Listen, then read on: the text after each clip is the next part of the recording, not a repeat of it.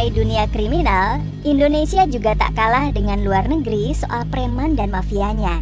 Sebut saja Hercules dan Johnny Indo, yang bahkan ada yang membuatnya menjadi film. Meskipun melakukan aksi kriminal, namun ada hikmah dari kisah mereka yang akhirnya tobat dan kembali ke jalan yang benar. Bahkan disambut kembali oleh masyarakat. Masih tentang mafia legendaris Indonesia, sosok Anton Medan menjadi salah satu tokoh yang tak boleh dilewatkan. Pasalnya, meskipun punya masa lalu yang suram, namun pada masa tuanya, dirinya fokus untuk kebaikan. Lalu, titik balik apakah yang membuat Anton Medan menjadi insaf dan memilih jalan kebaikan? Simak ulasan lengkapnya berikut ini.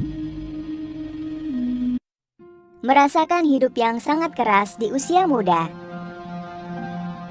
Pria yang memiliki nama asli Tan Hock Liang ini memiliki perjalanan hidup yang tidak mulus dan penuh lika-liku. Bahkan di usia muda, dirinya sempat mendekam di penjara. Ceritanya dimulai ketika Anton Medan yang masih berusia belasan tahun harus menjadi tulang punggung keluarga. Akhirnya dia bekerja menjadi calo terminal di Medan, namun semua tak berjalan mulus karena dirinya terlibat beberapa kali perkelahian dengan supir bus. Hingga pada salah satu perkelahian itu, dirinya membuat supir bus tewas dan akhirnya mendekam pertama kali di penjara dengan hukuman 4 tahun. Setelah bebas dan kembali, Anton Medan malah ditolak oleh keluarga karena jadi narapidana.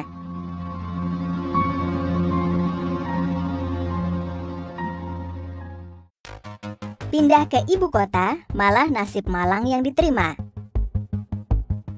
Karena semua anggota keluarga di Medan tak mau menerimanya, Anton Medan muda akhirnya mencoba peruntungan di Jakarta. Di sana, dirinya ingin bertemu dengan pamannya, siapa tahu dapat memberikannya pekerjaan dan bisa hidup dengan layak. Meskipun tak memiliki modal sepeser pun, Anton masih nekat untuk pergi ke ibu kota. Alhasil, dia seringkali menggelandang selama perjalanan menuju rumah pamannya. Namun sayang seribu sayang, harapan yang selama ini dia impikan sirna begitu saja.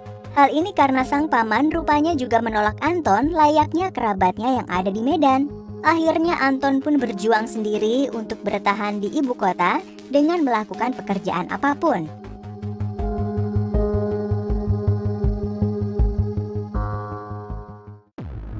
Menjadi mafia dan dunia gelap pun dia lakoni untuk hidup. Dikarenakan tak memiliki modal dan keahlian, maka satu-satunya cara yang terpikirkan untuk bertahan hidup di Jakarta adalah tindak kriminal. Awalnya Anton mencari uang dengan mencoba menjamret dan merampok.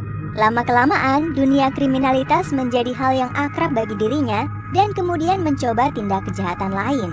Anton pernah menjadi bandar narkoba dan judi kelas kakap. Ketika menjadi bandar judi, dirinya dianggap berada di masa jaya-jayanya. Bagaimana tidak, dari banyak kasino dan tempat perjudian yang dimiliki, ia bisa meraup hingga miliaran rupiah setiap harinya. Pada saat itu pula dia disebut sebagai mafia dan beberapa kali masuk penjara.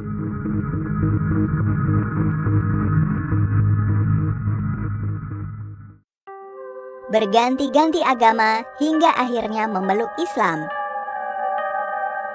Anton Medan terlahir beragama Buddha, namun selama hidupnya sempat beberapa kali berganti agama.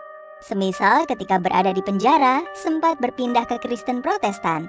Hingga pada suatu hari, dirinya mendapatkan hidayah dan memantapkan diri pada agama Islam. Namun jalannya menjadi seorang Muslim tidaklah mulus. Pasalnya, mengingat masa lalunya, banyak orang yang tidak percaya kalau dirinya benar-benar insaf. Hingga pada suatu saat, Kiai Haji Zainuddin MZ yang kondang pada masa itu membimbingnya membaca syahadat. Akhirnya setelah itu dirinya membaktikan sisa hidupnya di jalan Allah Subhanahu wa Ta'ala. Bahkan Anton sudah membangun pesantren dan masjid sendiri.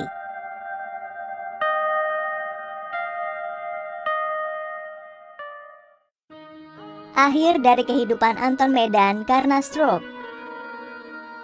Setiap yang berumur pasti akan menemui ajalnya. Begitu pula Anton Medan. Sosok yang juga memiliki nama Ramadan Effendi memang dikenal sebagai sosok yang aktif dalam berdakwah. Pada akhir tahun 2020-an, dirinya ternyata sudah tidak aktif berceramah karena menderita sakit.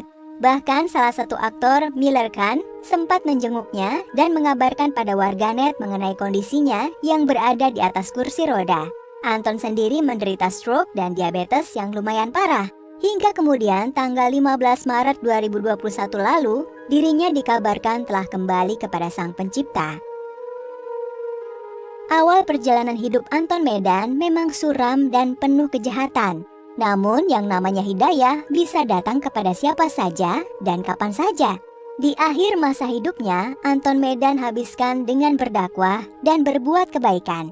Akhir seperti itulah yang memang diharapkan oleh banyak orang.